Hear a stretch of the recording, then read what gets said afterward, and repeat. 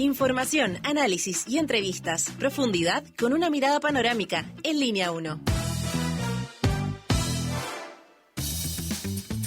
Muy buenos días, estamos aquí conversando ya de la gente Debatiendo. Que está fuerte, ¿eh? Está pasando de todo. Bueno, está interesante. Daniela Figueroa Videla, primero que nada, muy buenos días. Ay, muy buenos días, Alejandro Guillén. Sí. Álvarez. Videla. Eso. Quiero decirle que, oiga, noticias internacionales que comprometen al país, noticias internas que comprometen al país. Estamos pasando por un momento complejo. Pero todo esto usted lo va a saber por Línea 1, que se transmite por Radio USACH 94.5, el canal 50.2 de la televisión digital abierta, por Diario USACH, por Santiago TV 50.1, por Zapping 173, Mundo 522 y todas las redes y plataformas digitales. Así es, Alejandro Guillén, miércoles ya 9 de julio con un amanecer distinto, lo había pronosticado la Dirección Meteorológica de Chile, una llovizna, una lluvia leve, pero que igual moja, bueno, en la madrugada, ahora paró un poquito, tenemos 7,2 grados, está cubierto y con neblina, ciertamente 100% de humedad y la oscilación térmica muy poca porque vamos a alcanzar tan solo los 12, o sea, casi 4 grados más de lo que tenemos a esta hora. O sea, va a estar helado. ¿Garúa? ¿Cómo se dice así? En el norte por lo menos se dice la garuga. Garuga. Ya. Nunca sabía si es garúa o garuga. Tengo ahí mi llovizna, digamos. Yo tengo un amigo que se traba entonces y le sale dice? garúa. Garúa. Es garuga. Allá decíamos garuga. Entonces digámoslo así también Gaga. acá en Línea 1. No tanto frío, pero tú sentiste como frío decir, anoche, ¿o no? No, Me dijiste que habías sentido frío anoche. un poquito en la tarde. Ya. Así tarde cuando noche. caía el sol, tipo 7, 8. Cierto. Pero después ya no, en la camita una obligadita. Rico. Ya, sigamos con temas más trascendentes. Bueno, primero el tránsito. Eso. La restricción para los catalíticos con sello verde 0 y 1 y los catalíticos con sello verde pero antigua, o sea, hasta el primero no sé cuánto, y los que no tienen 2011. es el 0, 1, 2 y 3. Así es. Revisemos las calles de Santiago, donde recuerden, está más resbaladizo el pavimento, así que hay que conducir con mayor precaución aún. Transporte informa Región Metropolitana de Santiago, da cuenta que en la ruta 78 hacia Santiago, en el kilómetro 17 y 10, hay flujo vehicular en aumento, lo mismo que en Camino Lonquén hacia Santiago, en el Trébol y las Acacias. También flujo aumentado en Ruta 5 al norte, entre Mall Plaza Sur y Lo Blanco, entre Departamental y Ñuble, y también flujo aumentado en Américo Vespucio al norte, entre Quilín y Francisco Bilbao. Hay un auto detenido en la Ruta 5 al norte, ahí en el sector Zapadores, y lo último, restricción también de pista en vía local de Vespucio Sur al poniente. Esto pasado el cruce de Camino Melipilla debido a accidente, así que precaución, mucha precaución por esta llovizna, y no sé si hay bancos de niebla, vamos a ver después luego, sobre todo en la zona, sí, hay visibilidad reducida, sobre todo en la ruta 68. Dicho eso, a propósito de todos estos temas importantes que tú mencionabas, Alejandro, ¿cuál es nuestra pregunta del día? Por el diferendo que se expresó a través de la prensa ayer entre el comandante en jefe del ejército, de la Fuerza Aérea de Chile, sí, comandante en jefe de la de la Fuerza Aérea de Chile, con atribuciones o no atribuciones del presidente de la República para dar instrucciones respecto a los antecedentes de la investigación por narcotráfico que se descubrió en la institución Alada. ¿Ah? Para decir de manera distinta. Claro, y todo, entonces la pregunta es, ¿usted qué Eso. opina? ¿Usted qué opina? ¿Tiene o no injerencia? Estamos hablando aquí del Ejecutivo con otros poderes del Estado, en este caso el judicial, porque el Poder Judicial con la Corte de Apelaciones tendrá que ver si es que es justicia militar o justicia civil. Pero lo que nosotros estamos preguntando es en relación al Ejecutivo y lo que señala el comandante en jefe de la FACH, el general Rodríguez. O sea, el presidente, ¿tiene injerencia? Sí. No tiene injerencia. Y 3, está confuso. Ponemos opción. Sí, me gusta. ¿Ya? A mí ¿Te me gusta? gusta todo lo que es confuso. Ingresa. Moción aceptada. Ya. ¿Dónde la puedes responder? Súper fácil en nuestras cuentas de las redes sociales, sobre todo en Instagram, @RadioSach, @Santiago TV. 7:34, vamos con las principales noticias de esta jornada. Titulares en Línea 1. La Fuerza Aérea de Chile informó que ya remitió a la Fiscalía Regional de Tarapacá los antecedentes de los 5 funcionarios, ahora exfuncionarios, de la primera Brigada Aérea de Iquique, que fueron detenidos por intentar trasladar ketamina al interior de un vuelo institucional y que tenía como destino la región metropolitana. La ministra de Defensa, Adriana Del Piano, descartó que el presidente Gabriel Boric haya instruido a la Fuerza Aérea a entregar antecedentes al Ministerio Público respecto del caso que involucra a estos 5 funcionarios, ahora exfuncionarios, de la institución con el transporte de drogas en un avión militar. La fiscal regional de Tarapacá, Trinidad Steinert, entregó este martes nuevos antecedentes sobre el caso que involucra a 7 ex suboficiales del ejército acusados de integrar una red que trasladaba drogas desde Iquique a Santiago. Según detalló la persecutora, el grupo operaba al menos desde octubre del año 2024 y ya se han acreditado al menos 10 envíos de drogas, todos bajo el mismo modus operandi. Y el presidente del directorio de la estatal Codelco, Máximo Pacheco, reaccionó al anuncio, y supuesto anuncio porque no sabemos si lo van a comprometer para nuestro país, de imponer un arancel del 50% a la importación de cobre por parte del presidente de Estados Unidos, Donald Trump, señalando, dijo Máximo Pacheco, que todavía no se pueden sacar conclusiones, puesto que aún se desconocen las medidas exactas que se tomarán. Al respecto, precisó que lo único claro es que la demanda de cobre se está incrementando a tasas del 3% a nivel global este 2025, mientras que la producción no está creciendo, sostuvo Máximo Pacheco. El secretario de Comercio de los Estados Unidos, Howard Lutnick, en conversación con la cadena CNBC, señaló que la investigación que buscaba analizar las características del abastecimiento de cobre hacia Estados Unidos ha terminado. Lutnick dijo que espera que Trump firme una proclamación para implementar el arancel al cobre a fines de julio. Este mes comenzó la implementación del acuerdo entre Cernac y las compañías Enel Distribución y Enel Colina, que permitirá compensar a más de 800.000 clientes residenciales afectados por el apagón eléctrico en la región metropolitana ocurrido en agosto de 2024. Los montos varían según la duración del corte. Por ejemplo, más de 10 días de corte, 273.000 pesos en Enel Distribución. 2 a 6 días, 36.000 pesos en Enel Distribución y 40.000 pesos en Enel Colina. Esto fue lo que detalló la directora subrogante del CERNAC, Carolina González. El Servicio Nacional de Prevención y Respuesta ante Desastres informó sobre un aumento de la actividad sísmica en el complejo volcánico Laguna del Maule, ubicado en la comuna de San Clemente, región del Maule. De acuerdo con el reporte de actividad volcánica, las estaciones de monitoreo han registrado un enjambre sísmico compuesto por ya más de 100 eventos en un lapso de solo 3 horas. Pese a este incremento, la alerta técnica se mantiene en nivel verde, sin riesgo inmediato para la población. 7:38. Un diálogo a fondo. Entrevistas en Línea 1. ¿Te asustan los enjambres sísmicos? Me asustan, sí, Dice lo que está pasando en Japón. hay un 1500. es que es un megavolcán. El día que se active... Ese es el tema, porque Krakatoa. ya no es solo temblor, es con volcán incluido. Claro. Bueno, hay otro temblor, pero las fuerzas armadas y sobre todo en la aviación, ¿no es así? No, y el ejército. También, pues si lo acabamos Ahora de el decir. ejército ya parece que venía hace ratito. Recién se pegaron el descubrimiento ahora. La Fuerza Aérea habrá sido primera vez. Todas esas dudas están surgiendo. Pero hay una serie de conflictos que se han hecho evidentes en este tema sobre las atribuciones, facultades, capacidad de registro y de fiscalización interno, si las instituciones uniformadas se autofiscalizan y no aceptan o es aceptable también fiscalizaciones externas. De todo ello vamos a conversar con el exministro de Defensa y exministro de Justicia. Sí, que sabe del tema. Que claro, pues ya tuvo camiones. José Antonio Gómez. Muy buenos días, ¿cómo está José Antonio?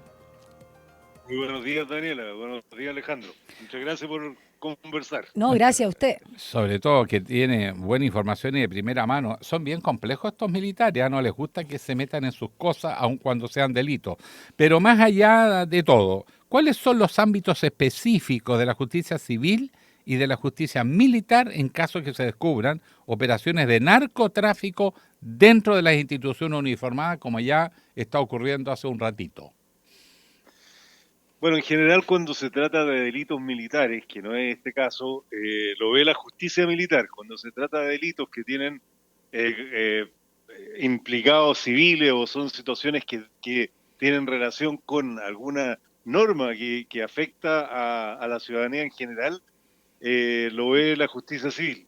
En este caso particular entiendo yo que se consideró como era un avión militar, eran militares los que cometieron delito, me refiero tanto a la Fuerza Aérea como al Ejército, se enviaron los antecedentes a la justicia militar.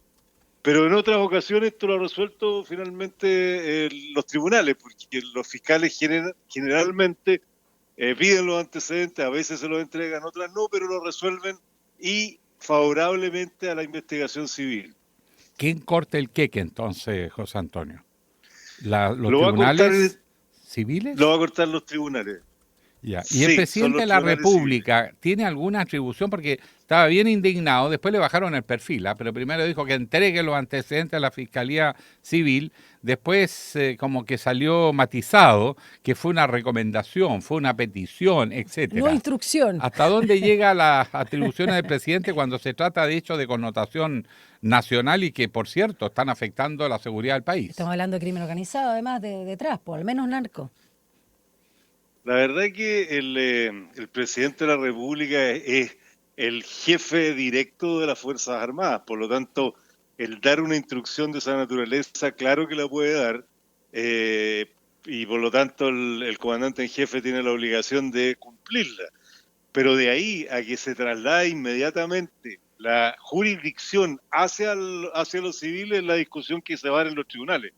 Pero la instrucción que dio a mí me parece que es la correcta y el comandante en jefe, de hecho, la cumplió posteriormente.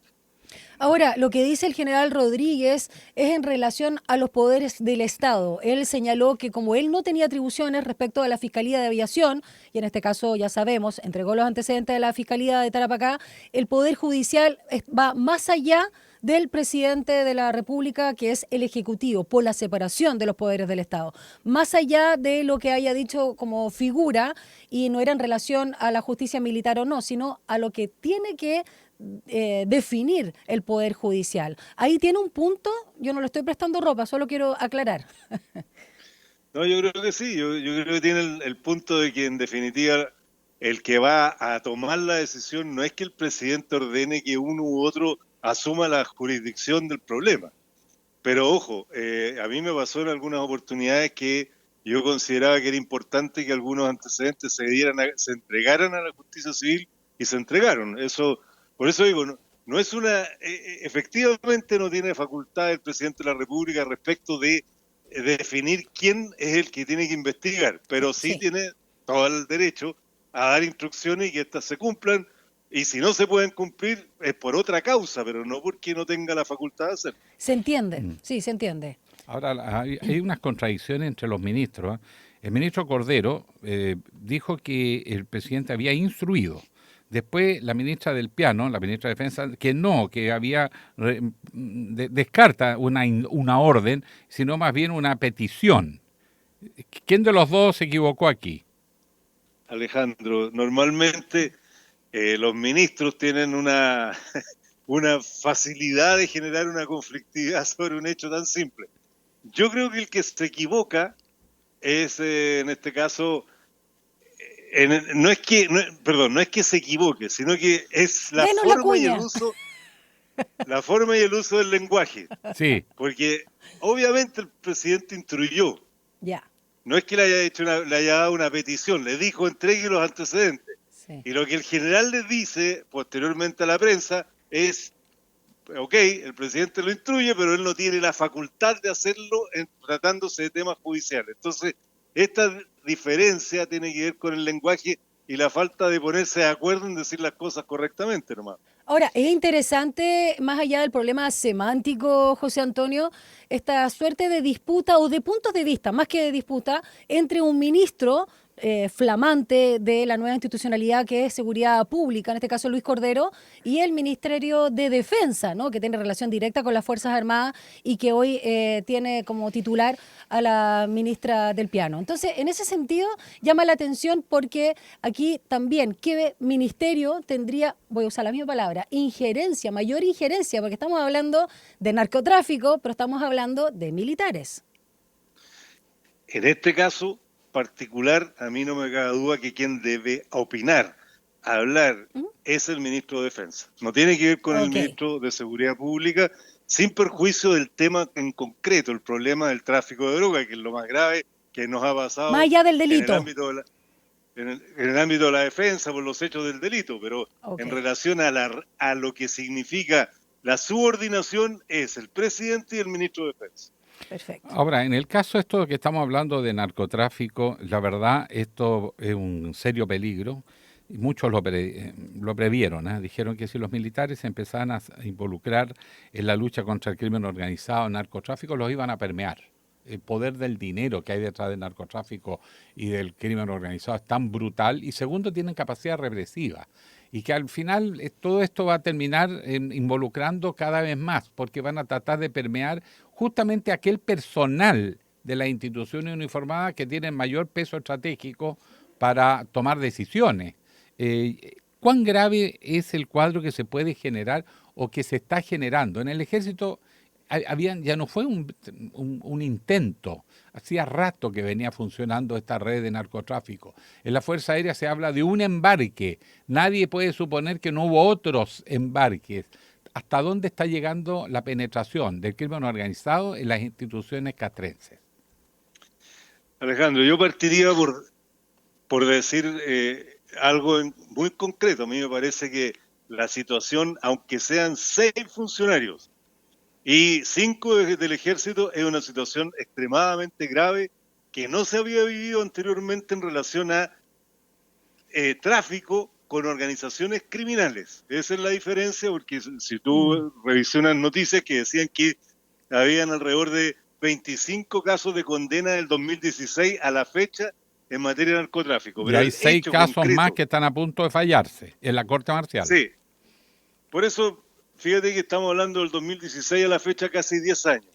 Pero el hecho que hoy día tengamos no cualquier miembro de la Fuerza Aérea, sino que en un campamento, en un lugar donde se produce la instrucción de los pilotos de guerra. No estamos hablando de un lugar tan simple.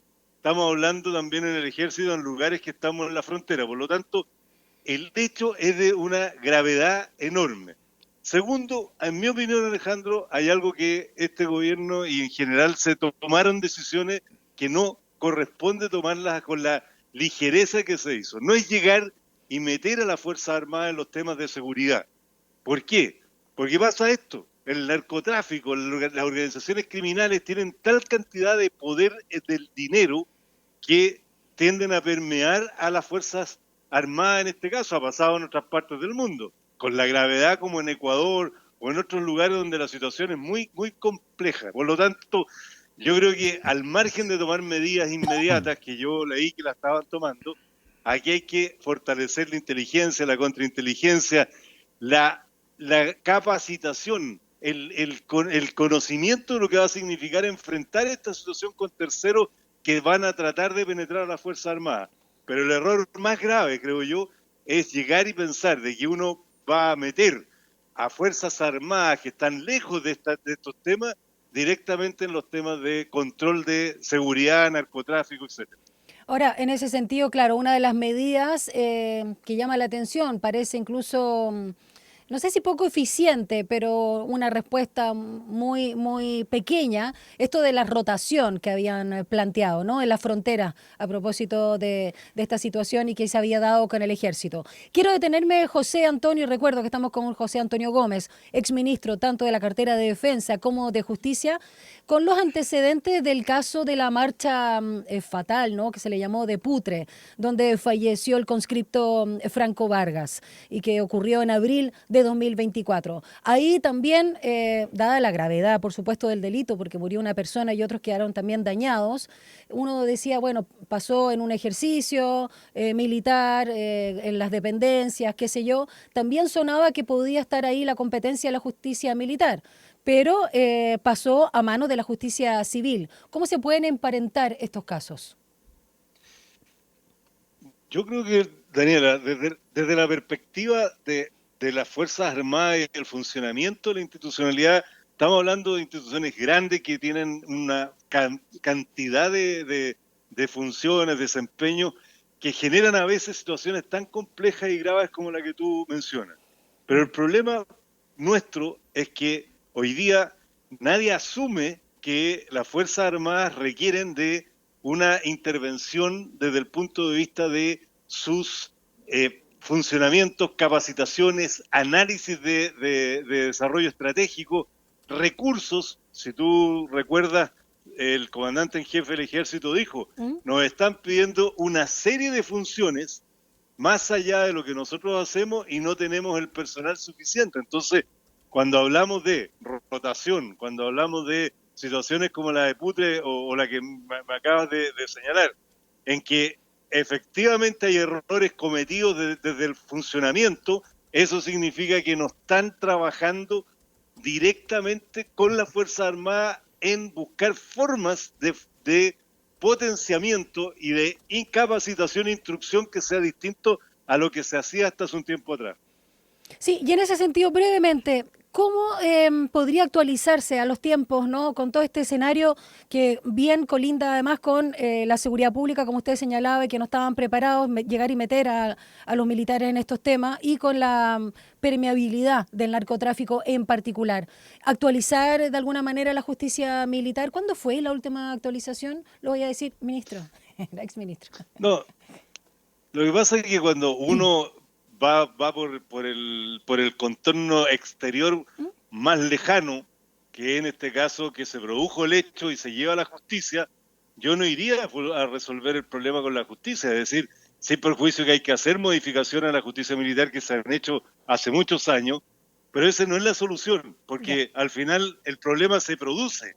Lo que nosotros tenemos que tratar de evitar es que los organismos criminales, que son poderosísimos desde el punto de vista económico, y que penetran a las instituciones a través del dinero o de la amenaza, eso es lo que tenemos que tener los elementos necesarios para combatir, trabajar en conjunto, permear a esas instituciones, infiltrarlas, usar la inteligencia y la contrainteligencia, trabajar en que los funcionarios que van a enfrentar esta situación sepan de qué se trata y no que se enfrenten a alguien que tiene, por ejemplo, el traslado de droga que vale 3.000 millones de pesos. Sí. En los kilos que trasladaron y que finalmente pueden coimear o sobornar a los funcionarios.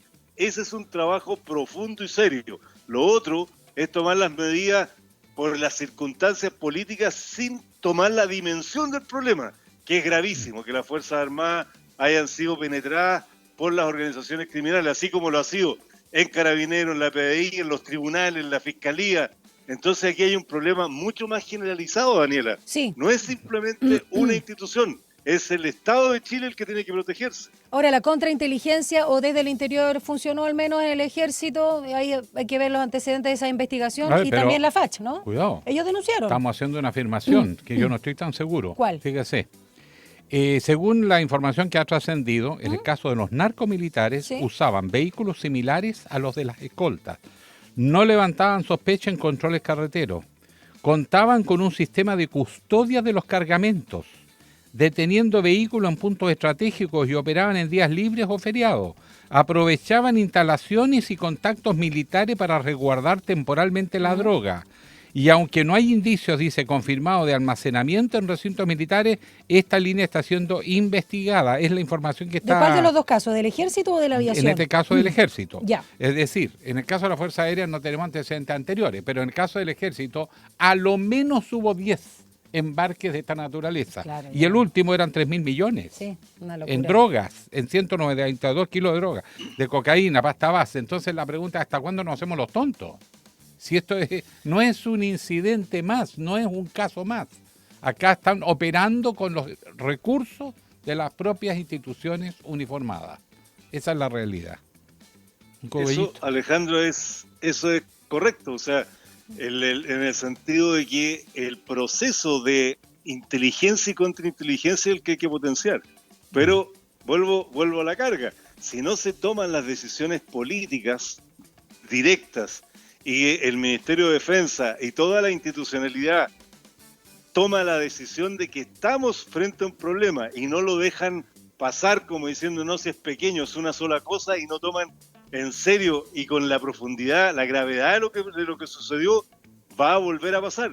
Y la inteligencia y la contrainteligencia, los medios tecnológicos, la forma, y vuelvo a algo que es vital, la capacitación, la enseñanza de estos temas que son civiles desde la perspectiva del delito, y esto no se le explica y se le enseña bien a quienes son de las Fuerzas Armadas para trabajar en este ámbito, y no simplemente se toma la decisión política que métalos a cubrir fronteras o métalos en temas de seguridad sin tomar la decisión política de fondo de trabajar en estas instituciones para evitar la penetración de las organizaciones criminales. Vamos a perder. Así es. Muchas gracias, José Antonio. José Antonio Gómez, ex ministro de Defensa, ex senador de la República del Norte, Antofagasta. Sí. Además, Defensa y fue Justicia. ministro de Justicia. Gracias, abogado, que esté muy bien. Ahí me quedo más tranquila con nombrarlo. Sí. Muchas gracias, Daniela, muchas gracias, Alejandro. Un abrazo. Gracias por el Un abrazo. análisis, muy interesante. No, obvio, porque hasta aquí todo el mundo dice, no, es un caso excepcional. Perdone, Sí, no es excepcional. Sí, ya estábamos en el festín. Esto no es excepcional. Y además implica un grado de organización. En el caso del ejército está más avanzada la investigación. Sí, claro. La prensa está dando cuenta cómo usaban los recursos del Estado, de la propia institución. Y tiene que haber habido otro personal que hacía vista gorda. Claro, por supuesto. Si todo esto Entonces, está y estamos hablando de debiese estar. miles de millones. O sea, por favor, ¿hasta cuándo nos seguimos haciendo tontos? Este debate hace 5 años atrás se estableció cuando se habló de sacar a los militares. Así nomás, Sí, sáquenlo, sí. medidas A demagógicas, la los calle. alcaldes lo pedían, los parlamentarios lo pedían, y nadie se preocupó de que para esos efectos hay que crear organizaciones especiales dentro de las Tú instituciones dices desde el estallido uniformadas. en adelante y después la seguridad, la crisis de seguridad, Exacto. porque el estallido también fue el Exactamente, mismo tema. exacto, y pasó lo que pasó, los propios militares diciendo no podemos salir, Sí. nosotros estamos preparados por otro escenario, aquí va a Exacto. morir gente. Y sin embargo, el propio presidente Piñera en ese momento, que salgan, porque estaba desesperado. ¿Quién dijo Y no estamos en guerra con nadie? ¿Cómo? El comandante ¿El comandante? era el ¿Cómo jefe se de la llama? División Sí, Santiago, eso. Sí. que es hoy el comandante en jefe del ejército. El hombre feliz. En un acto de responsabilidad enorme, porque asumió el desafío de enfrentar al presidente, que si no Sí. habría muerto cuánta gente, ¿en qué estado estaríamos? Iturriaga. Iturriaga, Gracias, sí, comandante sí. en jefe, el Exacto. actual. Soy un Yo hombre creo que feliz. fue un gesto que no se le reconoce hasta el día de hoy, y fue decisivo lo que pudo pasar en el país. Así es. Esto podía haber desembocado en cualquier cosa. Entonces, el nivel de improvisación, el nivel de usar esto con fines electorales, un candidato tira una idea, otro tira otra, todo desconexo, sin ninguna coherencia, sin un plan estratégico, demuestra lo vulnerable que estamos. Oye, yo no he escuchado ni a los candidatos a la presidencia hablar de este tema y tampoco de la pobreza. Yo no sé qué les interesa para el país. No sabemos ninguna propuesta a propósito de los temas que han marcado la agenda este último día. Ya les vamos a preguntar. Ya no me pregunten. Vengan a visitar. Vamos a hacer una pausa, sí. Eso.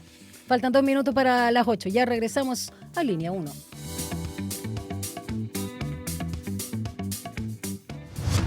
Una breve pausa y ya regresa Línea 1.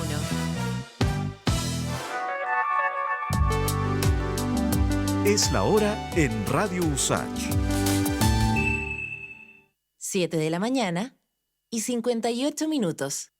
Mingu presenta Historias de Barrio. Esta es una de las tantas veces que Pedro y Carlos entrenaron juntos en la Villa Panamericana. Dale, Pedrito. De aquí te haces viral para TikTok. Si estáis hablando con el próximo medallista olímpico, cada vez más cerca de la cima. Obvio. De Villa Panamericana para el mundo. Sí, oigan, muy deportista y todo, pero acuérdense de entrenar para los 7 también, po. Ya vamos. El condominio de Pedro y Carlos también es parte de los proyectos entregados durante este periodo. Infórmate y postula en www.minbu.cl. Ministerio de Vivienda y Urbanismo. Gobierno de Chile. A Hora da Saudade. una mirada desde las africanidades al mundo, tejiendo conexiones, raíces, influencias, ritmos, arte y sabores por medio de la música. Sumérgete en este emocionante, vibrante y diverso viaje intercultural de la 94.5 Radio USACH. Ahora da Saudade, junto a Eugenia Dos Santos. Capítulos estreno miércoles a las 5 de la tarde y los sábados a las 19 horas. Sé parte de nuestra franja cultural en Artes y Oficios los lunes y viernes a las 17 horas. Teatro, danza, música, cine, artes visuales, literatura, tradición y vanguardia. En Artes y Oficios conocemos más el trabajo que existe detrás de cada creación realizada por las y los protagonistas del mundo artístico, cultural y patrimonial y de su impacto en nuestra sociedad. La invitación es a discutir la cultura con todas sus aristas. Juntémonos en la 94.5 los lunes y viernes a las 17 horas. Radio USACH, nuevas voces. Estamos de regreso en Línea 1. Titulares en Línea 1. La encuesta Data Influye de junio-julio 2025 indica que la candidata del oficialismo, Janet Jara, lidera la carrera presidencial con un 39% de las preferencias en primera vuelta. Le sigue el abanderado del Partido Republicano, José Antonio Kast, con 23%, y en tercer lugar se ubica la candidata de Chile Vamos, Evelyn Matei, con un 15%. En un eventual escenario de segunda vuelta se registra un empate técnico entre Kast y Jara. En cambio, Matei, 43%, superaría a Jara con un 41%.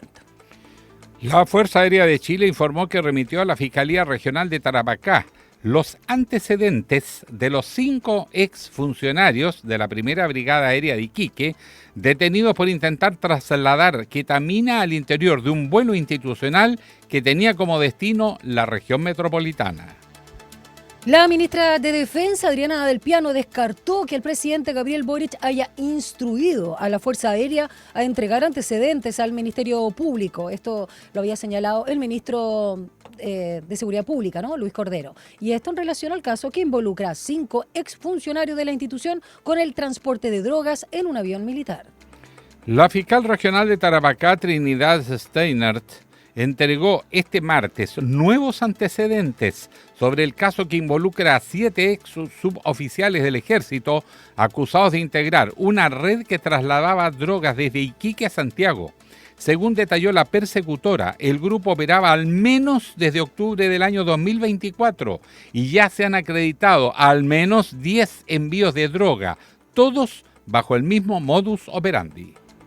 El presidente de la estatal Codelco, Máximo Pacheco, reaccionó al anuncio de imponer un arancel del 50% a la importación de cobre por parte del presidente de Estados Unidos, Donald Trump, señalando que todavía no se pueden sacar conclusiones, puesto que aún se desconocen las medidas exactas que se tomarán. Al respecto, precisó que lo único claro es que la demanda de cobre se está incrementando a tasas de 3% a nivel global este 2025, mientras que la producción no está creciendo. El secretario de Comercio de los Estados Unidos, Howard Lutnick, en conversación con la cadena CNBC, señaló que la investigación que busca analizar las características del abastecimiento de cobre hacia Estados Unidos ha terminado. Lutnick dijo que espera que Trump firme una proclamación para implementar el arancel del cobre a fines de julio.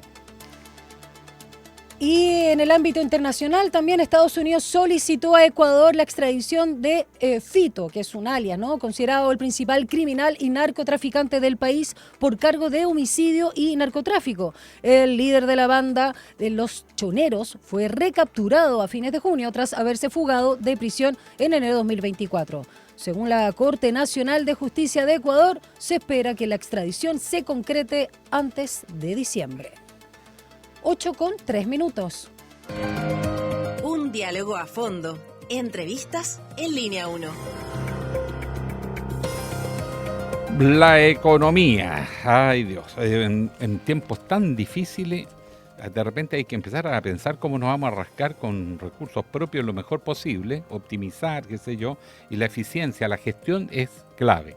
Y hay algunas buenas noticias, fíjese, en lo que se refiere a la inversión en obras públicas y en la ejecución del presupuesto para este año. Así que como estamos entusiasmados y necesitamos dar noticias alentadoras también, porque si no esto va a ser un sufrimiento, la hora del tormento, línea 1. Sí. Vamos a conversar con la ministra de Obras Públicas, Jessica López. ¿Cómo está, ministra? Muy buenos días. Hola, ministra. Gracias por Hola. acompañarnos. Hola Alejandra, Daniela, buen día. ¿Cómo están? Muy bien por acá, para conocer de voz de usted, ¿no? Qué mejor, justamente lo que dieron a conocer ayer junto con el Ministerio de Hacienda sobre las cifras de ejecución presupuestaria en inversión durante el primer semestre. Y aquí estamos hablando que los primeros 6 meses de este año logró el mayor, como decía Alejandro, nivel de ejecución en inversión pública en los 15 años, 1,6 billones ejecutados a cierre de junio. Así es. Cuéntenos un poco también dónde han sido los focos.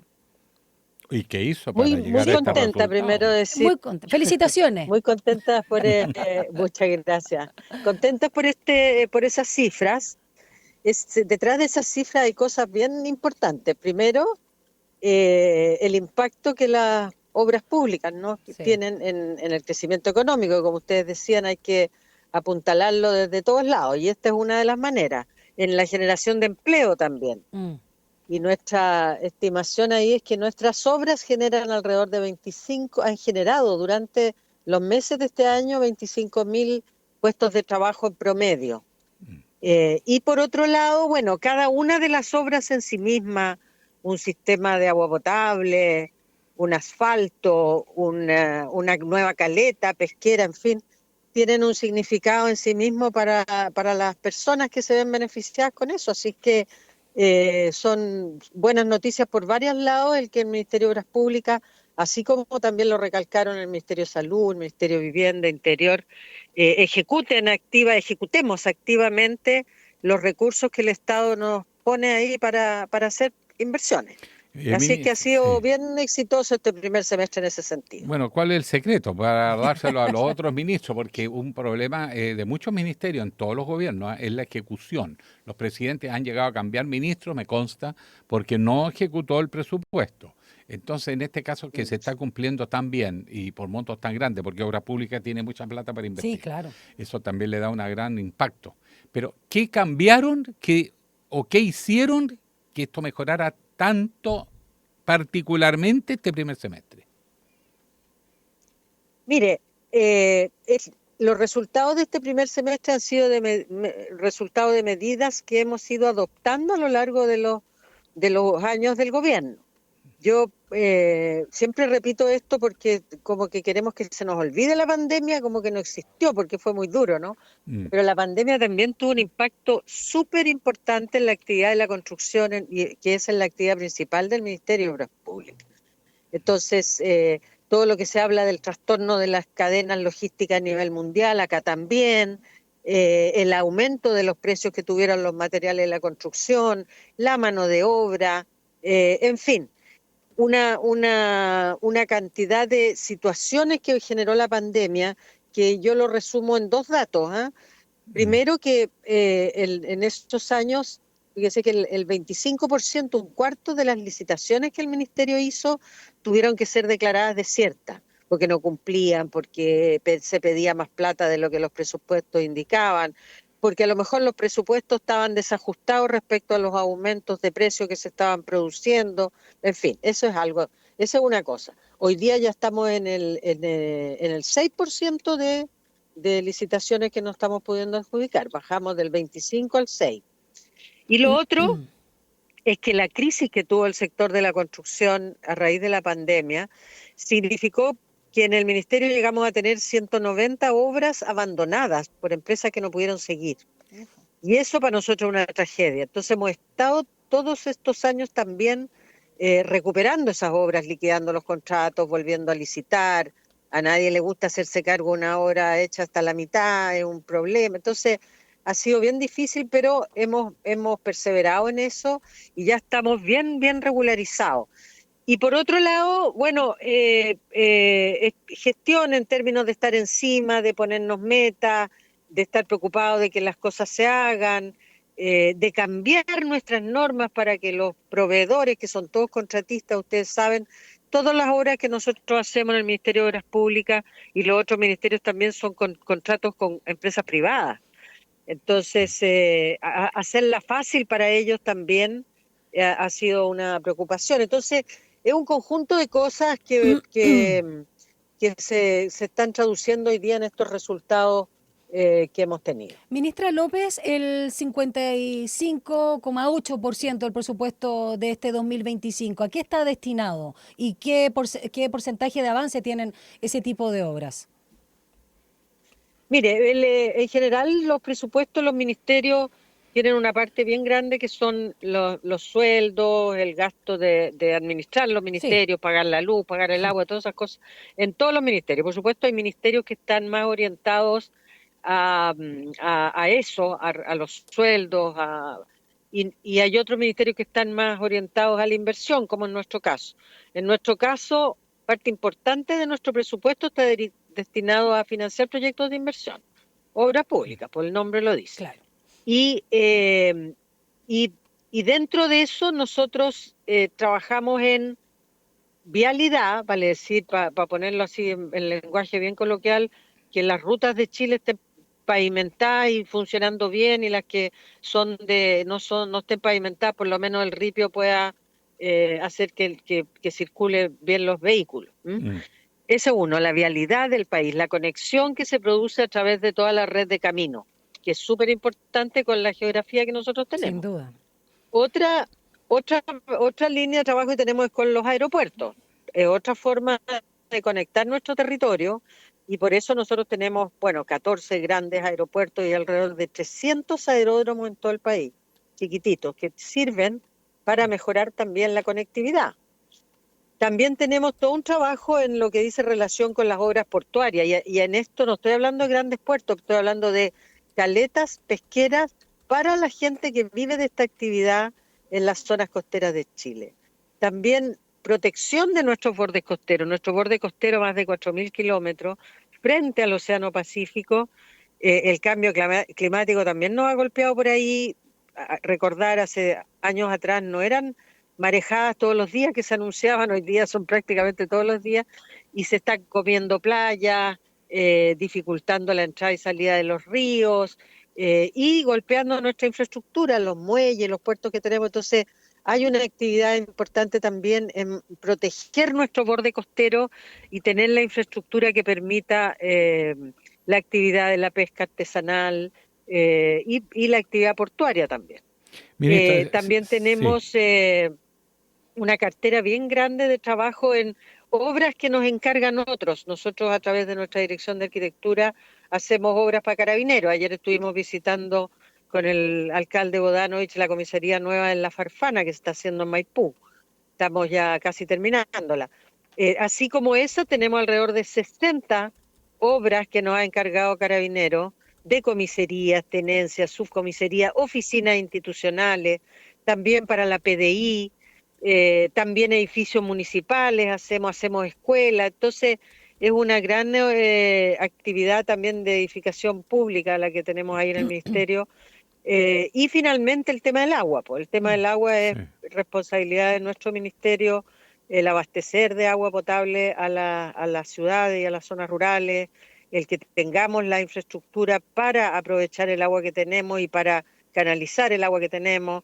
Entonces son actividades bien diversas de distintos rubros, todas súper importantes encontramos nosotros para el desarrollo del país. Así es que en cada una de ellas tenemos obras bien importantes y otras de menor tamaño, pero que son importantes para las comunidades donde las hacemos. Sobre todo las economías locales, a veces obras pequeñas son tremendamente importantes y le cambian la vida a la gente.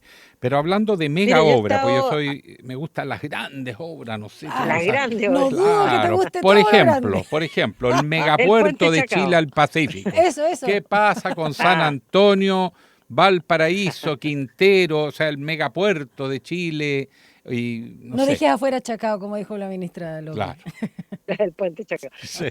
Bueno, nosotros tenemos una red portuaria donde conviven puertos públicos, puertos privados de uso público. Por ejemplo, en el norte hay mineras que tienen puertos dedicados exclusivamente a eso. Claro, y por otro lado, la tranquilidad, y lo digo así con toda intención, que nos ha dado nuestro ministro de Transporte, que es el encargado, el que está a cargo de toda la infraestructura de puertos, de que tenemos la capacidad necesaria en los puertos que tenemos para afrontar los próximos años. Igual estamos preparándonos para fortalecer, como usted dice, el puerto de San Antonio, el nuevo, el puerto exterior que se está proyectando construir, que está en su proceso de estudios, tanto de tramitación ambiental como de estudios diversos. Ahí, por ejemplo, nosotros participamos en lo que tiene que ver con que la infraestructura para llegar al puerto y salir del puerto con la carga sea la apropiada en lo que dice relación con obras viales. Se está desarrollando una línea férrea también para una mejor actividad de la carga de ese puerto. En fin, son proyectos de gran magnitud, de muchos miles de millones de dólares y además de muchos años de ejecución. Están desarrollándose también actividades para aumentar su capacidad en el puerto de Valparaíso, mejorar su eficiencia, también en Antofagasta. En fin, hay actividad en varios puertos, en los puertos en el Biobío.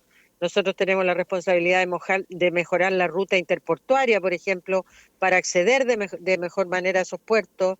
Están en cartera los puertos que debiéramos desarrollar para la habilitación de la industria del hidrógeno verde, también en Magallanes y en Antofagasta. En fin, Chile está lleno de proyectos, eso es lo que le puedo decir. Sí, pero en el tema de puertos, antes de pasar a otro, porque hay muchas cosas que se están haciendo buenas, pero siempre se ha hablado de que Chile necesita un megapuerto para que lleguen los barcos de mayor calado, los post-Panamá, y que siguen creciendo. Y después está el problema de que una cosa es la profundidad del puerto, segundo la infraestructura del puerto y después la ciudad.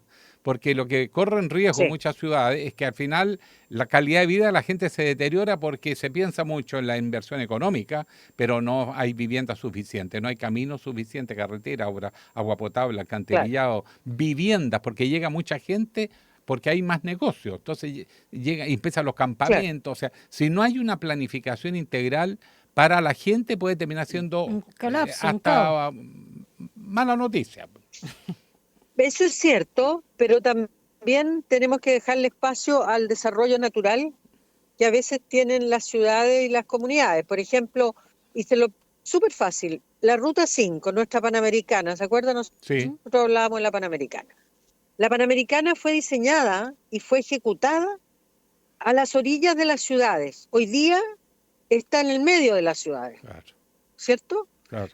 Y eso nos ha obligado a lo largo de todo el país a construir esto que denominamos los bypass, que hay en diversas zonas de Chile y que significa sacar la Ruta 5, la Panamericana, de las ciudades, porque quedaron metidas adentro. Claro. Entonces, eso nos ha sucedido, así como nos ha sucedido que las ciudades se van desarrollando y los puertos, que inicialmente fueron pensados como una actividad lateral, hoy día son parte. Para acceder a los puertos, por ejemplo, un desafío grande porque están en el medio de las ciudades. Nosotros, por ejemplo, tenemos que resolver la mejora al acceso al puerto de Antofagasta. Está en el medio de la ciudad. Al puerto de Iquique también las rutas de acceso pasan por el medio de la ciudad. El mismo Valparaíso. Entonces, el desarrollo también del país, yo entiendo que hay que planificarlo en largo plazo y eso es parte de la labor que hacemos cuando estamos encargados de hacer obras públicas de esta magnitud, pero no todo se puede planificar. Estamos conversando esta mañana acá en Línea 1 con la ministra de Obras Públicas, Jessica López. Dos cosas muy puntuales que le quiero preguntar, ministra. Uno, el Estado, usted hablaba de algunos proyectos que estaban paralizados, particularmente ya que nombró la región del Biobío. ¿Qué está pasando con los hospitales de esa región? Sobre todo pensando en Santa Bárbara y Nacimiento. Si quiere también puede hablar de otros hospitales. Y lo otro, el Estado, ¿cuándo van a estar listas, digo yo, de las remodelaciones recomendaciones de el nudo, ¿no? De Baquedano, Plaza Baquedano y todo ese sector. Tantos meses tragando polvo, ministra. Sí. Partamos con los hospitales. Bueno, mire, nosotros primero decir que por encargo del Ministerio de Salud estamos haciendo alrededor de 20 hospitales y algunos ya se han hecho, la Florida, el Félix Bulnes, en fin, hemos hecho ya el hospital en Maipú, hospitales súper grandes. El Ministerio de Salud por su parte está haciendo también otro conjunto de hospitales y centros de salud. Nuestra infraestructura hospitalaria está cambiando radicalmente. Y nosotros por nuestra parte estamos haciendo 4 hospitales en las regiones de los Ríos de los Lagos, 3 hospitales en el Maule, 2 que acabamos de adjudicar en la región de O'Higgins, en fin. Y 4 hospitales que teníamos programado y que tenemos programado, porque el contrato todavía está vigente, para ejecutar en la región de Biobío, en Lota, en Coronel, en Santa Bárbara y en Nacimiento. Ahí están con problemas, parece, las empresas. Algunos de ellos, lo que pasa es que estos se hicieron en una modalidad nueva, que eran los 4 hospitales juntos, en un contrato, de manera de buscar aprovechar economías de escala, hospitales, obras cercanas, que pudieran, toda la logística, digamos, para la construcción, pudiera aprovecharse y fuera más efectivo ese sistema. Y también un esquema de financiamiento conjunto. Entonces, algunos de los hospitales han encontrado dificultades en términos de, en este caso no han sido hallazgos arqueológicos, pero sí han sido situaciones de acceso, de agua, de riesgo de tsunami, que tuvimos que hacer un estudio especial, en fin.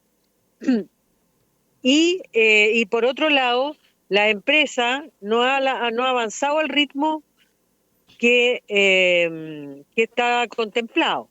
Entonces, este es un contrato público. Nosotros también tenemos obligación de hacer ciertas cosas que están pactadas, sí, y definidas, y el conjunto de estos hospitales ya debería tener cada uno de ellos un 15% de avance al menos. Eso hace varios meses. La empresa no cumplió con eso. Entonces nosotros tenemos la obligación de pedir a una comisión arbitral, que es la que acompaña nuestro contrato, que declare que el contrato está incumplido, pues. Es una obligación, si el contrato está incumplido. La empresa no ha veces podido... se ha cambiado el concesionario. En el norte, el hospital de Calama, por ejemplo. Si no responde bien. Exacto, y al final se logró sacar en tiempo bastante rápido. Ministra, los tiempos. Sí, Baquedano, las remodelaciones, ¿para cuándo, ministra? Dicen, ministra, bueno, yo voy a dar una copucha. A ver, el general Baquedano no quiere pararse ahí en la plaza porque dice que le da vergüenza lo que está pasando en el ejército, llegar Gabriela, con el narcotráfico. Y va a llegar Gabriela y va a perder importancia. También va a llegar Gabriela Mistral, sí. Se va a subir al caballo. Oye, y ahí... recordemos, esta es la principal ruta de la región metropolitana, aparte de arriba en Las Condes, en Farellones, y llega hasta Valparaíso y Viña por la ruta 68, después es la misma, sí, claro. Las Condes, Apoquindo, la Alameda, y nosotros hemos estado trabajando específicamente en lo que es la Plaza Italia, el Nuevo Baquedano, tanto eliminando la rotonda, la movimos para el lado, corrimos en las calles para el lado de acá, y cambiando los accesos. Ahí se van a juntar 3 parques, el Parque Baquedano, el Parque Bustamante y el Parque Forestal. Forestal, eso. Eso tiene que ayudar también a que haya una circulación muy fluida entre esos 3 parques. Después está la ciclovía que va todo a lo largo del centro de Santiago, pues, que también se está construyendo y estamos en obras en eso. Hay un nudo además en Pajarito, un nuevo parque, allá el Parque Bueras. Entonces una obra grande, larga en términos de que atraviesa toda la ciudad.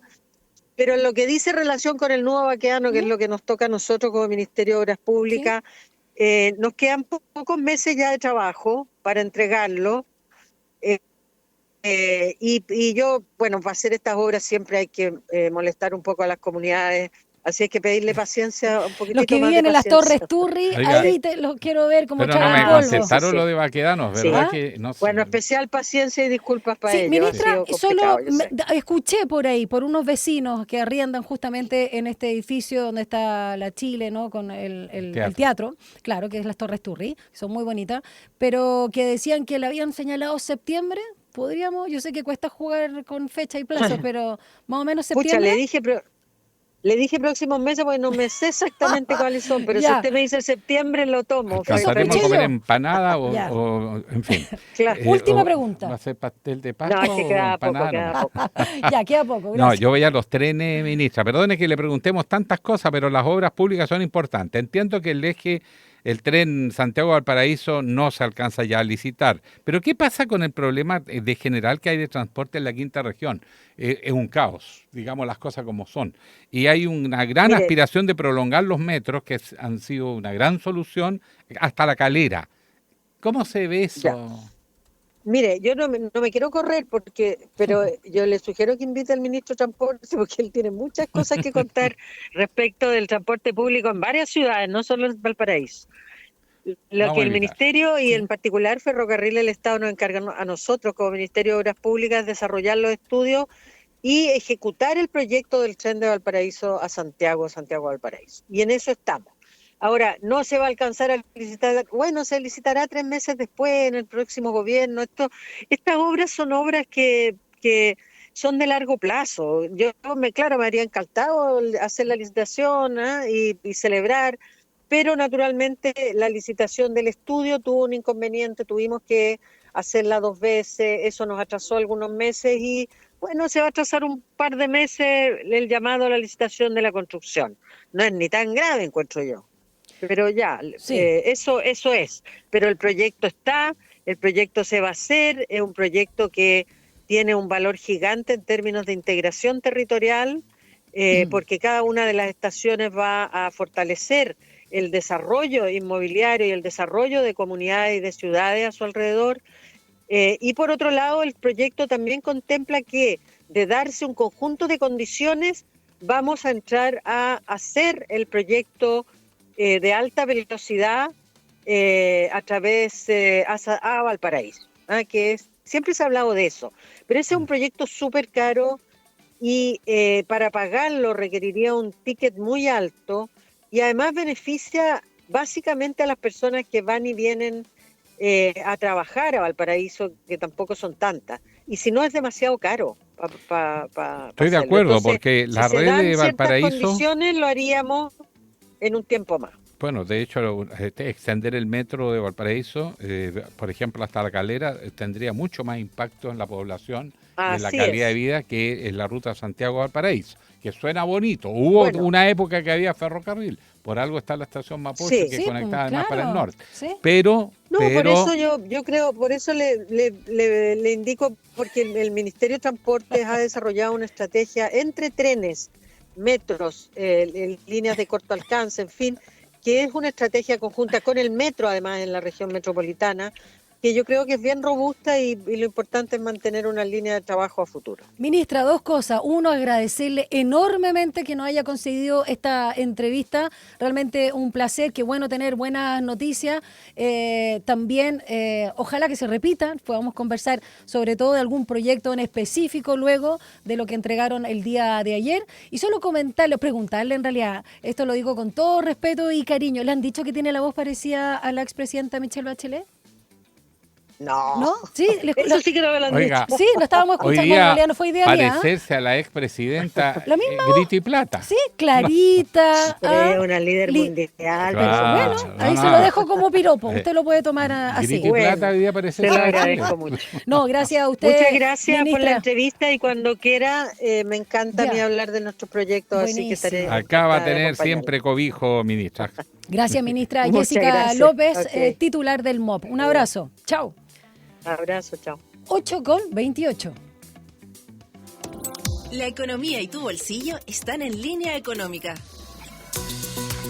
Aquí tenemos un Hola, toquecito hola. económico. Sí. Este es el toquecito El cogollito económico, ¿no es cierto? El económico. cogollito. ¿Cómo estamos? El cogollito económico. Hola, Gonza. ¿Cómo están? Gonzalo. Bien, pues. Qué bueno. Muy bien. Échale. Dispuesto a escucharte. ¿Qué nos traes de economía? Con algunas buenas noticias para el día de hoy. No me digas dos y ya seguidas. con algunas no tan buenas. Ah. Vamos a partir por las malas primero. Mira, que lo bueno sí. es noticia, curiosamente. Lo Claro. malo ya no. Sí. Es parte ¿Han del visto día a día. esa persona que tiene un canal de en Instagram, un canal de Ay, Instagram. qué pregunta. Sí. Ay, sí. ¿Qué buena noticia tiene Yo hoy? siempre pienso, Yo si le me podría pre- preguntar a ¿Sí? ustedes qué buena noticia tienen, pero No, primero porque vamos es con muy- el, es muy con el personal. cobre. Es muy personal. Ah, No qué es bueno. la hora, no es la hora. Ya, te escucho. Bueno, en estos momentos se experimenta un retroceso en el precio del cobre. Ah. Recuerdan que ayer el Sí, presidente disparó. Donald Trump Se disparó, sí. dijo que iba a implementar los aranceles al cobre y se disparó.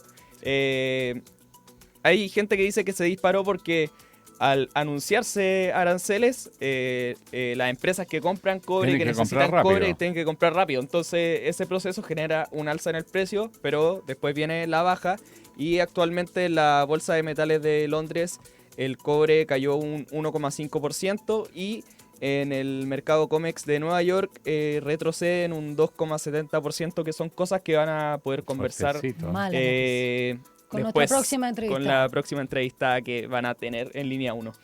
Esas eran las malas noticias, vamos a ver cómo evoluciona todo eso, pero vamos a reiterar esta buena noticia que se deriva de el IPC negativo de junio, que fue un 0,4%, y que tiene relación con la baja de la UF, que ayer hablábamos Sí. que siempre va subiendo. ¿Y sigue la baja? No, pero hoy día se implementa esa baja. Ah, ya. Y va a bajar cerca de 155 pesos, que tal vez no suena tanto, pero Sí, es ni luca. significativo Podría si ser uno va una luca, sumando po. pesito a pesito. Y va a bajar a partir de hoy a 39.131 pesos. ¿Te conviene? ¿Te sirve de algo? Sí, casi en 40.000, si es lo mismo. A Pero esta bueno, hora ya, peso ya. más, peso menos. Veamos. Ya, vamos. Y El bueno, vaso y medio lleno. también un poco hablar de esta, digamos, de que a partir de este mes va a empezar la implementación del acuerdo de Enel para compensar a los clientes que fueron afectados por el corte de luz que ocurrió en agosto del 2024. Demórate con la devolución. po, Sí, te o sea, pasaste. se demoran Porque bastante. para cortarla... Y va a haber compensación con el corte que hubo en febrero, no lo sabemos. No, de veras. Pero bueno, este proceso se va a iniciar en septiembre de este año y se habilitó un sitio web especial donde la gente va a poder consultar los montos de la compensación que se va a aplicar directamente como descuento en la boleta. Hay distintos montos de acuerdo a cuánto duró el corte, porque para algunas personas fue bastante extenso. Entonces, por ejemplo, de 10 a 15 días va a haber un monto promedio de compensación de 273.000 pesos.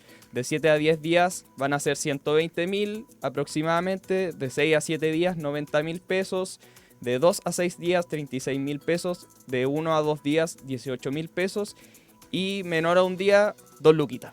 Habría que ponerle lupa a esas cifras, porque el mayor periodo, 15 días decíamos más o menos, ¿no? Exacto. Que son poco más de 200 lucas. Oye, pero ni un refri te cuesta eso ya.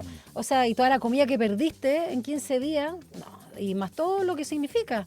No, yo encuentro que es pocazo. Hay indignación acá en el estudio. Sí.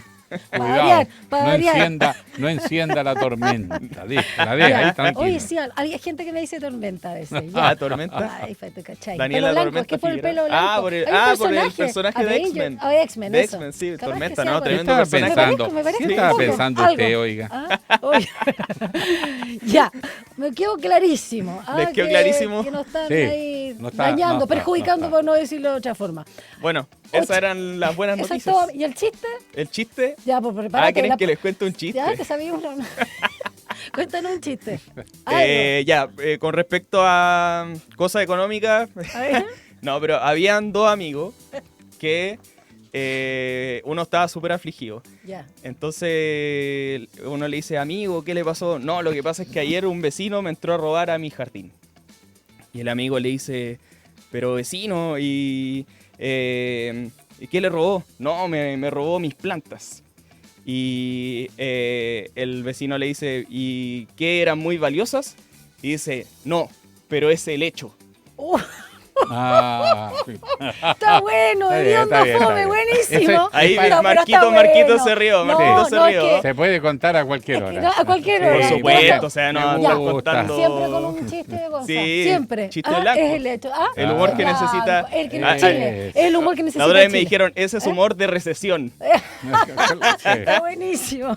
Ya, me Tiempos de encanta. austeridad. Está bien, va. Oye, está bueno, me gustó. Me gusta. No venía preparado, pero Pero lo hiciste, Sí, pero salió maravilloso. muy No, bien. si acá nos hace disfrutar en la sala de prensa. 8:34 es el hecho, nos dice Gonzalo Espinosa. Vamos a la pausa. Ahora vamos al otro hecho. Eso. El hecho que Estados Unidos nos está fregando y acá Ojo. todavía dicen, no, parece que no nos habla a nosotros. ¿Se ha dado cuenta? Oye, sí. atroz. No, es que no nos pesca. Ya, vamos a la pausa y regresamos.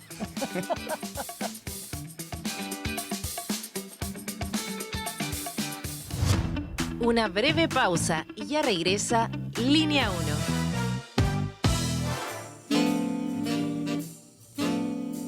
Cada día a las 20 horas los invitamos a disfrutar lo mejor del jazz y el smooth jazz.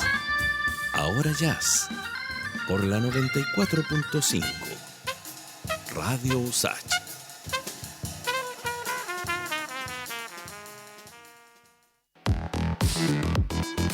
En Simple Texto pasamos revista a la agenda de futuro para anticipar y abordar los desafíos que se presentan en tiempos de cambio para la sociedad.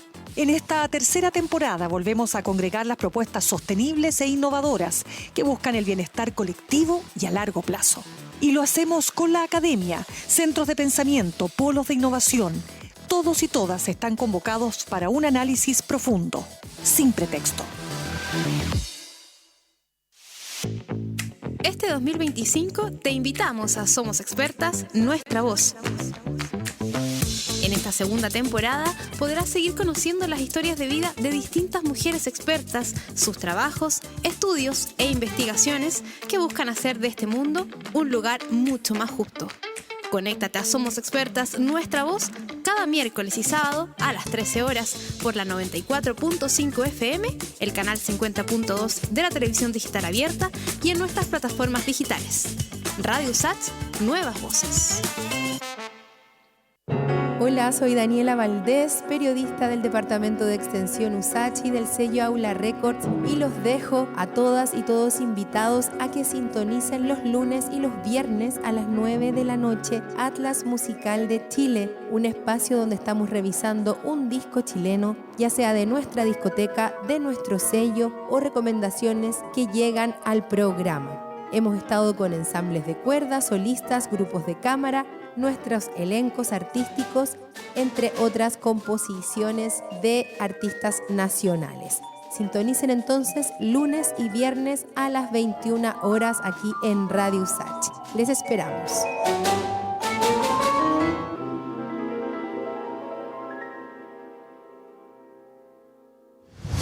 Estamos de regreso en Línea 1.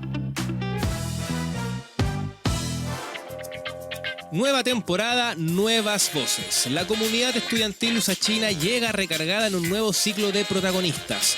Todos los domingos de 18 a 20 horas en Radio Usach. Intereses, pasiones y lo que mueve a las y los estudiantes en un formato lúdico. Protagonistas, nuevas voces, está de regreso.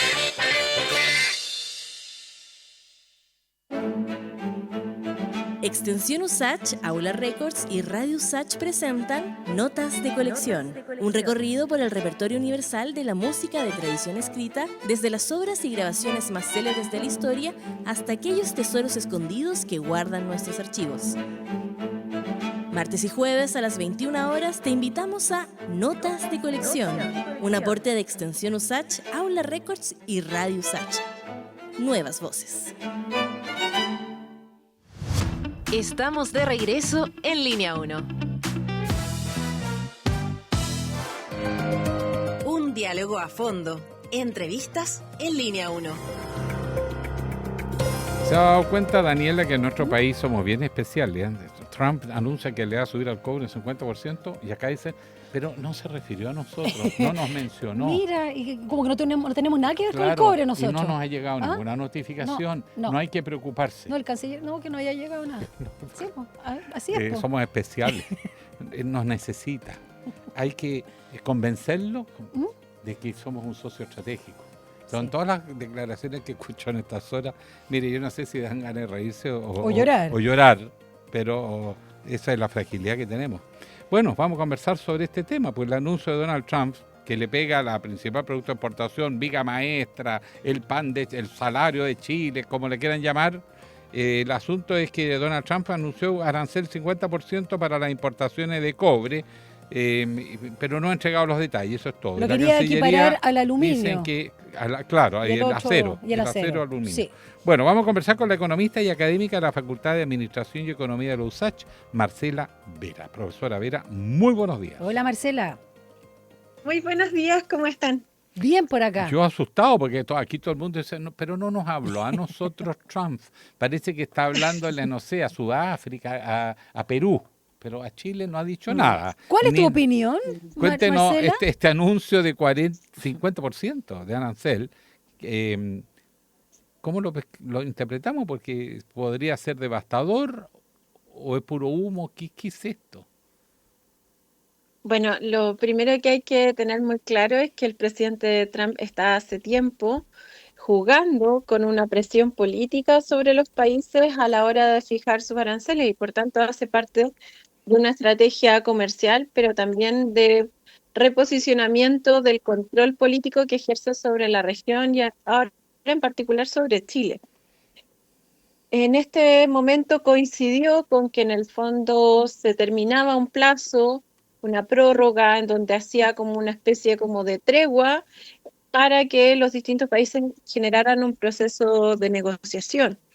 En este sentido, entonces, plantea el día de ayer un anuncio muy general, sin especificar efectivamente a qué países aplicaría este arancel, en vista también de generar una presión político-mediática sobre los países que producimos cobre y, por tanto, acelerar el proceso de conversaciones, pero también situar un escenario en donde Estados Unidos pretende imponer sus condiciones. En este sentido, entonces, también hay que recordarle a la ciudadanía, a los auditores, que Estados Unidos solo genera una importación de nuestro cobre de un 15,5%, según los datos del Banco Central de febrero. Justamente, por tanto, es un porcentaje menor.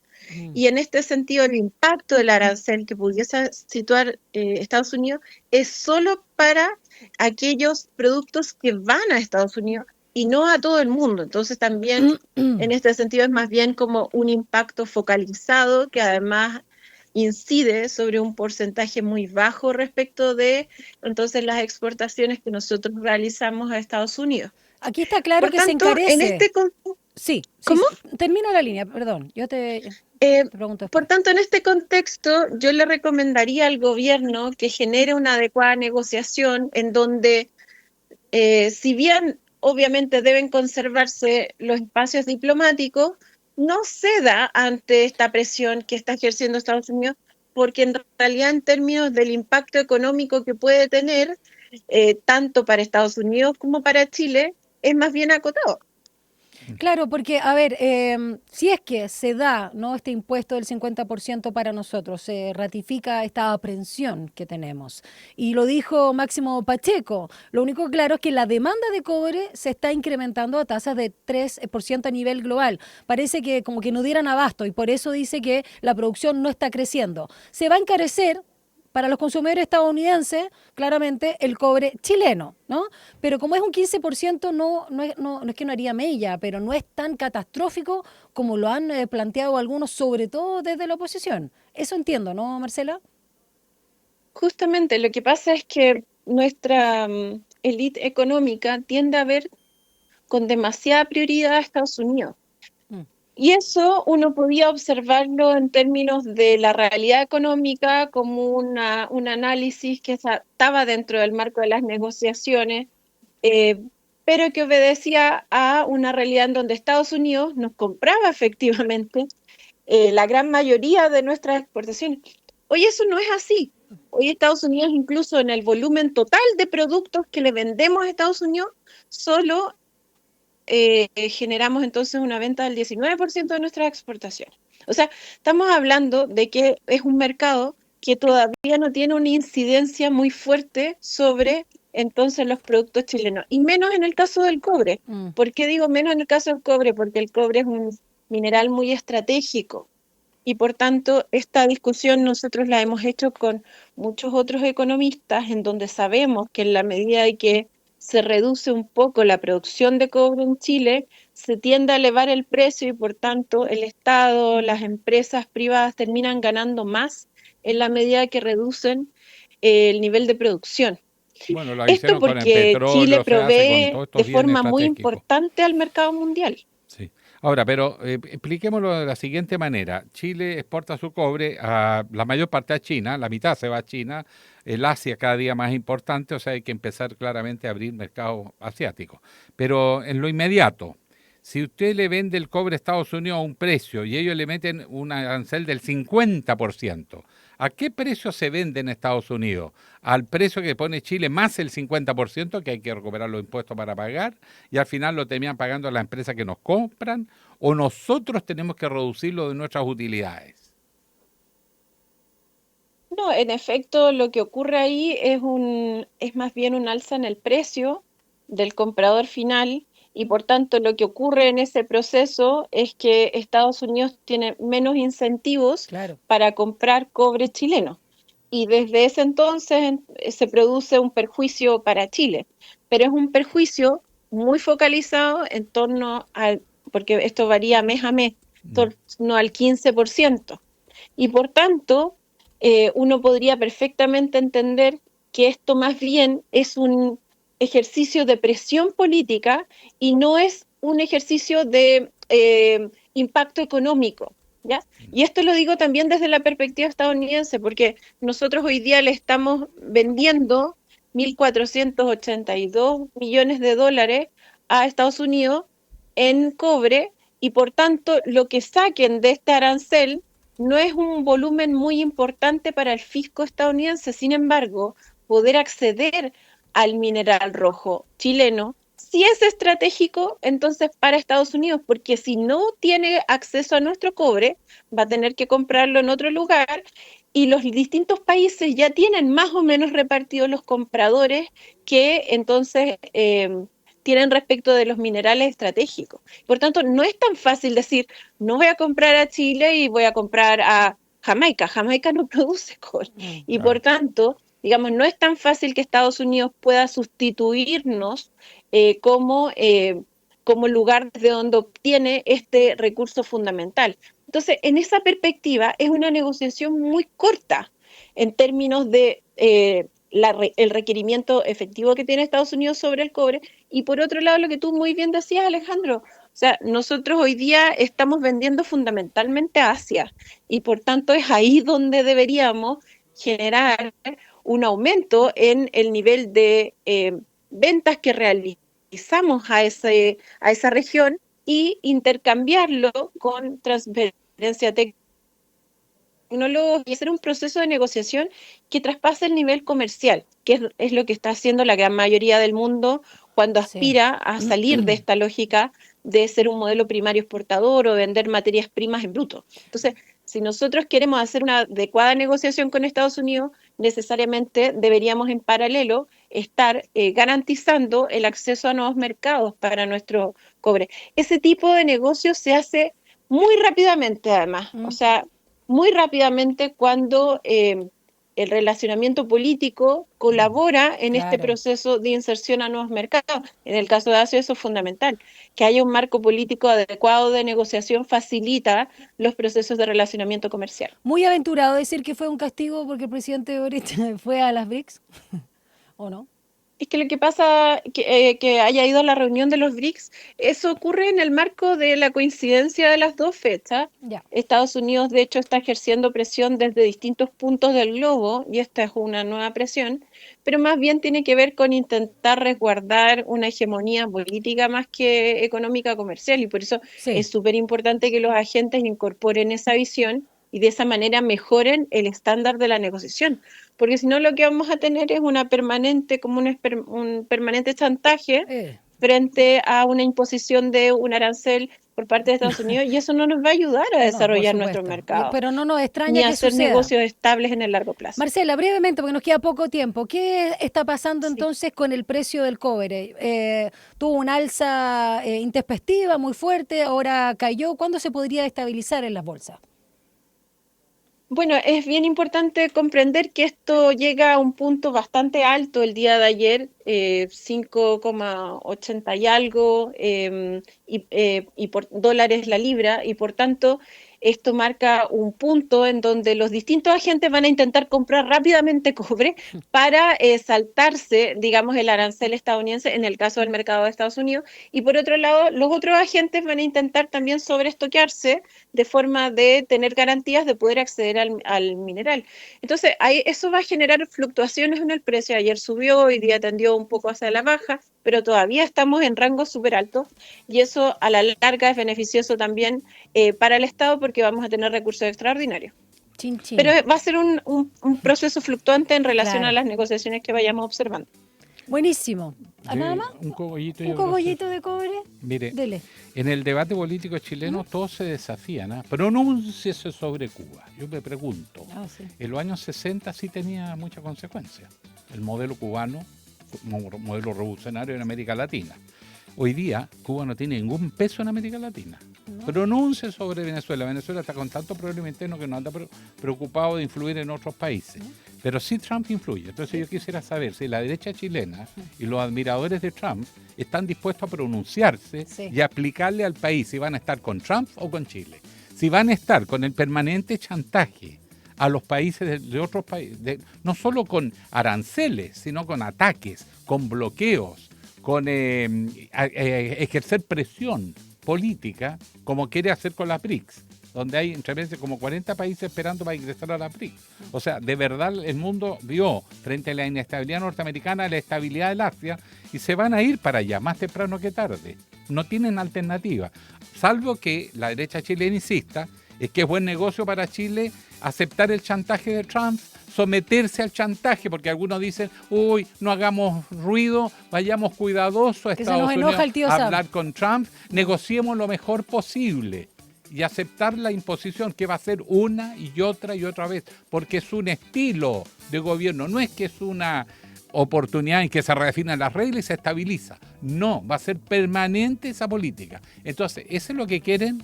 ¿Esa es la política que apoyan sectores políticos internos? ¿Por qué no se pronuncian sobre esas cosas que sí nos afectan y se dejan con debates ideológicos que ya están de modé de hace más de 40, 50 años? Marcela, te despedimos y agradecemos, por supuesto, este contacto con la reflexión que ha hecho Alejandro Guille sobre este tema. Tenemos otro contacto telefónico ahora para la última y muy breve entrevista de Línea 1. Un abrazo grande, Marcela. Un abrazo gigante, que estén muy bien. Tú también. Chao. Chao, gracias, profe. 9 minutos para las 9 de la mañana. Un diálogo a fondo. Entrevistas en Línea 1. Enjambre. Eso te llamó la atención. Me asustan a mí. Cuando dijeron enjambre, Sí. yo me asusté porque a veces predicen un gran terremoto y se sabe que el volcán en Maule dice que es muy grande y que la zona que afecta es gigantesca. Yo no sé si están así. ¿Con quién vamos a conversar? Cristian Faría, geofísico, profesor asociado de la Universidad Católica de Temuco, está en contacto con nosotros y agradecemos, por supuesto, que nos converse de lo que está pasando ahí con la actividad volcánica en la laguna del Maule, porque Senapred ya está monitoreando. ¿Cómo estás, Cristian? Hola, ¿todo bien por acá? ¿Cómo están ustedes? Bien, Por también. acá, pero nerviosos. Sí, ¿qué está pasando? Profesor. Cuéntanos, ¿cuál es la magnitud de esta alerta? O sea, el tema con la Laguna del Maule siempre es un poco, ¿cómo decirlo? Un poco de una historia de estar muy tranquilo y nervioso al mismo tiempo. Como que eso es lo que pasa con ese lugar. El contexto es importante. La Laguna del Maule es un sistema, un complejo volcánico en el cual tenemos un montón de magma que quiere llegar a la superficie. Y lo sabemos porque el suelo se está levantando mucho hace ya más de 15 años. Entonces, en algún momento podríamos tener una erupción ahí y quizás es lo que esperaríamos.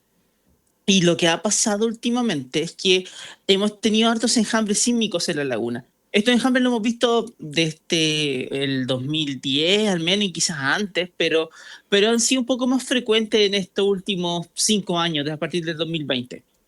Y eso es un poco lo que llama la atención. Eso sí, en general tienden a ser de energía relativamente baja.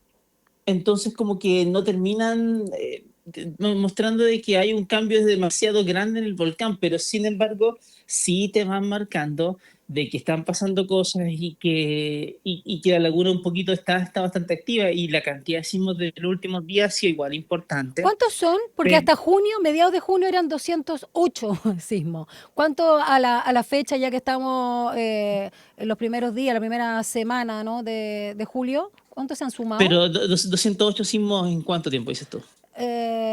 Dice la mañana del miércoles 18 de junio, la mañana. Claro, es que esa es la cuestión, porque el tema es que la laguna te va dando muchos sismos por día. Por ejemplo, si revisamos julio, ¿ya?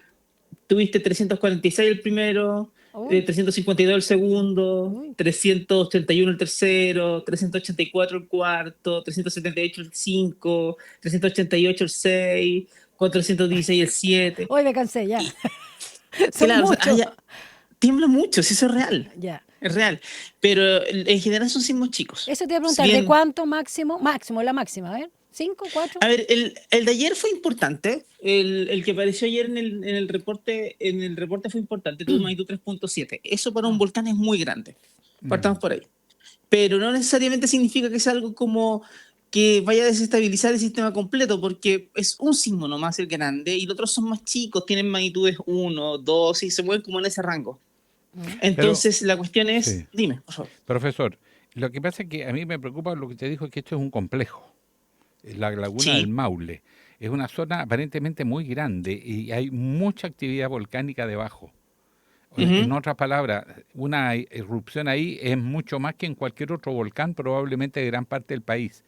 ¿Qué consecuencias puede tener eventualmente si ahí hubiera una real erupción volcánica? Es una buena pregunta y la respuesta no es tan fácil. Uno puede pensar como en el peor escenario. El peor escenario hoy es una erupción como la del Chaitén del 2008, más o menos. Yeah. Y esa es grande. O sea, una erupción es muy explosiva, con columnas de ceniza que llegan a 20, 30 kilómetros de altura. O sea, una cuestión bien grande que obviamente afecta a larga distancia por la ceniza, y la zona más cercana la afecta por los flujos piroclásticos que hay, por toda la afectación como en el lugar inmediato, digámoslo. Pero eso no significa que ese peor escenario sea el que vaya a pasar, porque la laguna también ha dado otro tipo de erupciones antes, en las cuales hay como flujos de lava, digámoslo, que no son muy explosivos, que digamos, pero sí van haciendo que el magma llegue a la superficie. Entonces, ha tenido esos tipos de erupciones antes también, y ese es el problema. Uno tiene como el escenario, pero no sabe si se va a hacer el que se va a dar. Y ahora estamos con, solo para finalizar, con esta alerta técnica verde, ¿no?, que es como la menos preocupante. En general, en un volcán tenemos 4 niveles de alerta: el verde, el amarillo, el naranjo y el rojo. Verde significa que el volcán está como en su estado base, o con variaciones chiquititas respecto a su estado base, y no tan alterado como para estar en la alerta amarilla. Entonces, por eso uno como que lo mira y dice, ya, seguimos en alerta verde, no está inestable o tan inestable, pero lo miras con atención, porque estos enjambres siguen ocurriendo y hay que seguir caracterizándolos por muy poca energía que tengan, en definitiva, para poder entender qué está pasando con el volcán. Buenísimo, preciosa la laguna del Maule y todo ese complejo que está ahí, cuando lo vemos en imágenes, realmente súper lindo. Súper lindo. Y muchas gracias por este contacto para aclararnos ahí lo que sucede cuando hablamos de enjambre sísmico. Muchas gracias, profesor, como dice Alejandro Guillé. Muchas gracias, Cristian Farías, geofísico, profesor asociado de la Universidad Católica de Temuco. Bueno, si pasa algo, te llamamos de nuevo. Bueno, ¿ya? Ahí me llaman. Una vez que esté muy bien. Oiga, se produjo Krakatoa, ¿se acuerdan? Gracias, chao, un abrazo. Chao. 3 minutos para las 9 de la mañana. Vamos a revisar muy brevemente lo que se viene para esta jornada de 9 de julio. Las noticias que marcarán la jornada. Ahora, la agenda del día. Bueno, hoy la ministra Camila Vallejo retoma sus funciones como ministra vocero de gobierno luego de su postnatal. Así es. Se le echó de menos, ¿eh? Ah, sí, se le echa de menos. 9:30. El presidente Gabriel Boric encabeza la ceremonia de primera piedra del túnel Los Ruiz, junto a la ministra con la que conversamos recién de Obras Públicas, Jessica López. También el delegado presidencial de la región metropolitana, Gonzalo Durán, la alcaldesa de Quilicura, Paulina Bobadilla, y el alcalde de Renca, Claudio Castro. Y a las 11 el presidente Boric sigue inaugurando, pero esta es la ceremonia de juramento a la bandera del ejército. Uy. En el templo votivo Mal Maipú. momento. La conscripción, cuando Sí. terminan, ¿no? O sea, ahí juran la bandera. Yo lo juré alguna vez. ¿Sí? En democracia, por si acá, no vayan a creer No que... confundan. Ahí en el templo votivo de Bueno, Maipú. obviamente va a estar la ministra de Defensa, así que le van a preguntar de todo. Y el pobre general, comandante en jefe de la institución, general Javier Iturriaga, porque la prensa no le va a hablar del juramento de la bandera, va a ir a obvio. cubrir, La efeméride aquí. claro, para preguntarle a ver Todo lo que si está suelta pasando, algo más. las declaraciones de ida y de Sí, vuelta. eso, Vamos claro, con los es así. resultados a propósito de nuestra pregunta del día. Comandante en jefe de la FACH señaló que el presidente Boric no tiene, el presidente de la República, el Ejecutivo en general, no tiene injerencia de dar una indicación para solicitar que la institución remita antecedentes a la Fiscalía de Tarapacá, lo cual se hizo. Y le preguntamos a nuestro público si es que el Ejecutivo tiene o no injerencia en estos casos. ¿Cómo nos fue?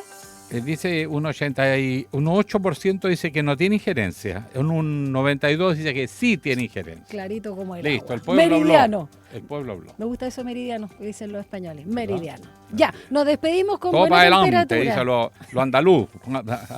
Sí, Todo para tieso para adelante. me gusta cómo hablan. 7,5 grados tenemos a esta hora y recuerden, solo vamos a alcanzar los 12. Nosotros vamos a nuestra reunión de pauta. Sí, nuestra pauta que es muy Es calórica. nutritiva. Es calórica. Ya, y quédense en nuestra sintonía, acá a la 94.5, porque Rodrigo. ya viene Alcaíno. Muy bien. Con Enlace Usach. Bien. Chao, Guille. Chao.